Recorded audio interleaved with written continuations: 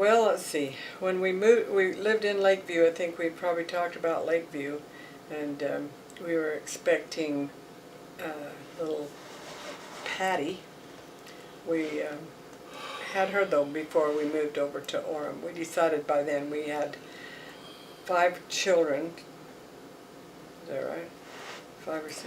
Anyway, and so we decided that we would have to have a bigger place. So we found this little brick home in Orem, and we moved over there. Cinder block.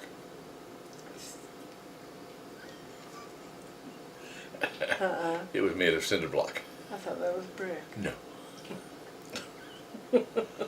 It doesn't matter. It was. We don't real care. We could care less, but we're wasting time on it anyway. So when we were there, and then see, we had after Patty, we had Ed, huh? Yeah. Help me. You're looking at the wrong person. Oh my gosh, he can't remember anything. Okay, we had Ed, and we had. He was a cute little. We were so glad to get another boy because we had 2 girls, Jerry Lynn and Shelley. Then we had Dal. That was a great excitement for Daddy especially. And then we had Ruth Ann, and then we had Patty.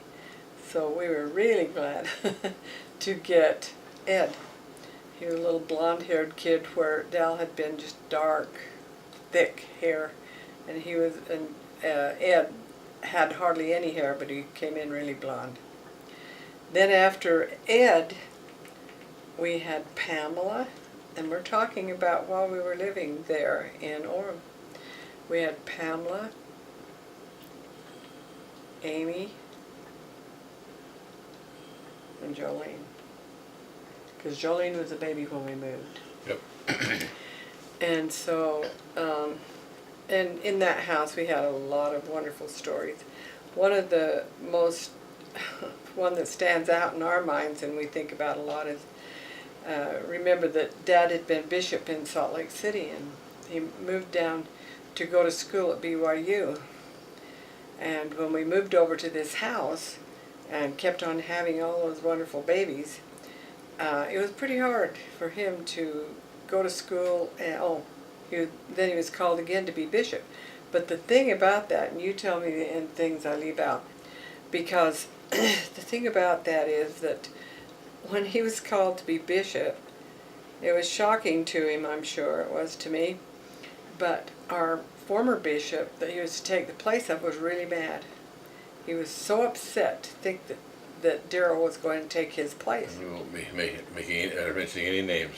We won't. That would be terrifying. And we won't go into some of the real horrible parts of it either. But it was very hard. He didn't help him one bit. He didn't make it easy for him to transition into that bishopric in that ward. But knowing my husband, it didn't take long.